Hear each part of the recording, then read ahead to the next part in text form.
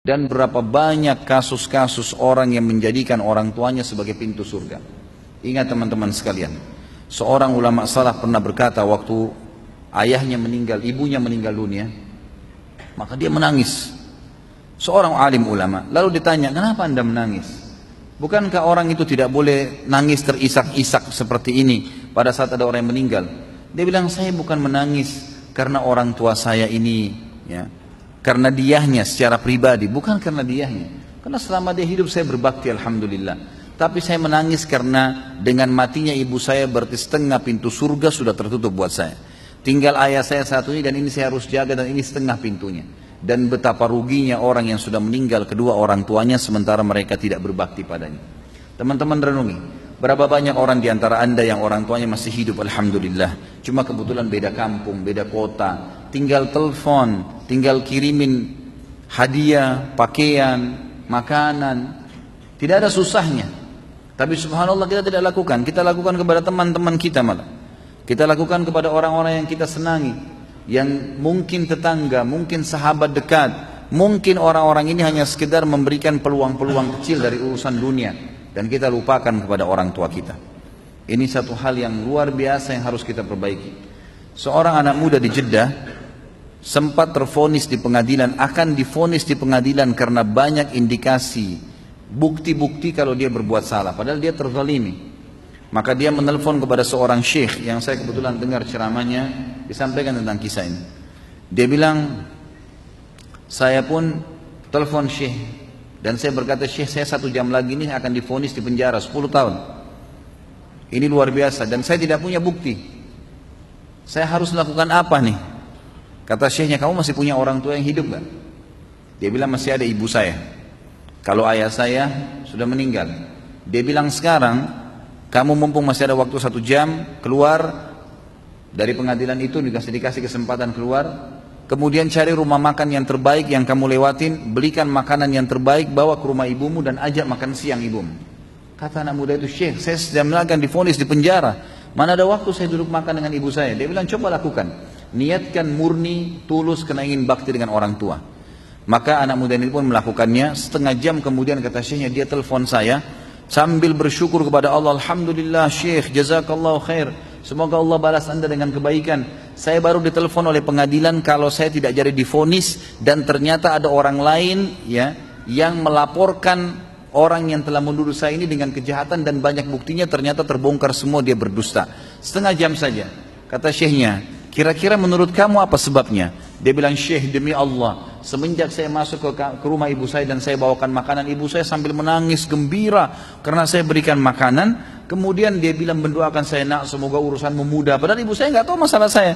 Semoga urusan mudah, semoga kau panjang umur, semoga kau begini. Selama setengah jam saya didoain terus sama ibu saya. Dan saya merasa doa ibu saya lah yang membuat akhirnya saya selamat. Kata syekhnya, begitulah orang berbakti dengan orang tua. Jangan disia-siakan teman-teman sekalian. Antum ini di Jakarta banyak perantau. Luar biasa, begitu sudah mulai punya penghasilan, mulai punya motor, mulai punya mobil, yang dipikirin hanya istrinya, atau perempuan mungkin akhwat hanya memikirkan suaminya, orang tuanya di kampung dilupain. Oh gampang, orang tua saya kan tidak pernah nuntut apa-apa. Emang orang tua nggak bakal nuntut. Orang tua yang baik itu tidak akan pernah mau nuntut, walaupun mungkin mereka nggak punya makanan di kampung sana, mereka nggak bakal telepon anaknya, nggak mau susahin. Tapi kitanya harus bisa pengertian. Ada syekh juga, seorang syekh di Jeddah. Ini mungkin saya pernah ceritakan kisahnya, saya reviewkan kembali. Beliau lagi khutbah Jumat dan kebetulan cuplikannya ada di HP saya, dikirim. Sangat luar biasa, suaranya Masya Allah bagus sekali kalau dia mengaji. Sampai masjidnya itu selalu penuh gara-gara suaranya. Dan memang dia juga kalau ceramah Masya Allah bagus. Banyak cuplikan ceramah dia, diantaranya dia cerita. Dia bilang, saya lagi sholat, kemudian di rakaat kedua Jumat tiba-tiba ada keributan di tengah-tengah saf di masjid. Habis selesai salam saya lalu tanya, ada apa? Pakai mic. Mereka mengatakan, syekh ada satu orang tadi jatuh di sujud di rakaat kedua. Di sujud pertama di rakaat kedua. Kata syekhnya, baik, berikan dia nafas, jangan didesak. Dan bawa ke rumah sakit terdekat cepat.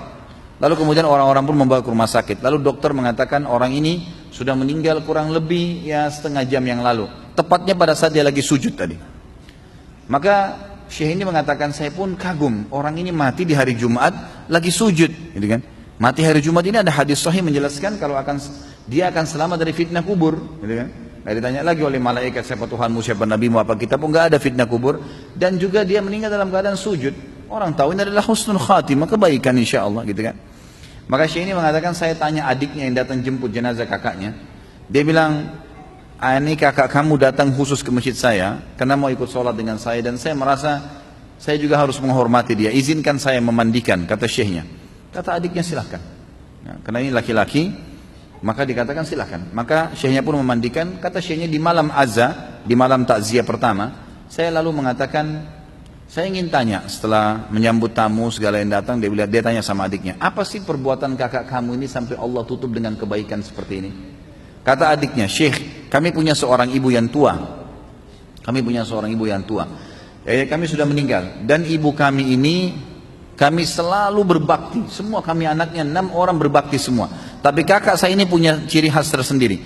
Dia kalau datang, selalu dia yang paling pertama datang ke rumah ibu kami. Selalu kalau kami datang, kami temukan sudah ada. Kemudian dia yang selalu menyisirkan rambutnya. Dia selalu yang menyiapkan samponya, sabunnya, bajunya ditata rapi. Padahal laki-laki, diurus semua. Ibu itu, padahal ibu ini tinggal serumah sendiri, anak-anaknya sudah rumah tangga juga. Tapi tiap hari mereka lakukan itu. Dan kami selalu didahului oleh dia. Sampai hal kecil, sampo dan sabun pun selalu saya dibelikan sama dia. Dari hal-hal kecil, sisirnya patah sedikit dibelikan yang baru. Selalu rambutnya disisirkan, pakaiannya dirapikan, dia urus benar. Kata syekhnya, pantas Allah tutup dia dengan kebaikan. Pantas Allah tutup dia dengan kebaikan. Teman-teman, jangan sia-siakan waktu. Kalau orang tua masih hidup bakti, sedangkan sudah meninggal saja, kita masih bisa berbakti dengan mereka, dengan mendoakan, dengan bersedekah buat mereka, dengan haji dan umrah. Ya, kita lakukan apa yang disunnahkan oleh Nabi SAW, ya kan? Menyambung hubungan dengan orang-orang terdekat, sebagaimana Nabi SAW sudah menekankan kepada kita semua, kalau kedudukan ibu itu diganti setelah meninggal dengan khalah. Khalah itu saudarinya ibu, gitu kan? Dan yang mengganti posisi ayah adalah ammah. Ammah itu paman, gitu kan? Jadi ulama coba memberikan tingkatannya.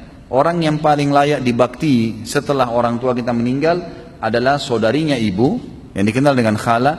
Ini bersamaan derajatnya dengan saudara laki-lakinya ayah. Kemudian datang setelahnya saudara laki-laki ibu bersamaan dengan saudari perempuan ayah. Jadi ini level-level yang semestinya harus kita jaga. Sesuai dengan sabda Nabi SAW, al-khalatu bimanzilatil khala itu saudarinya ibu, seperti posisinya ibu itu sendiri.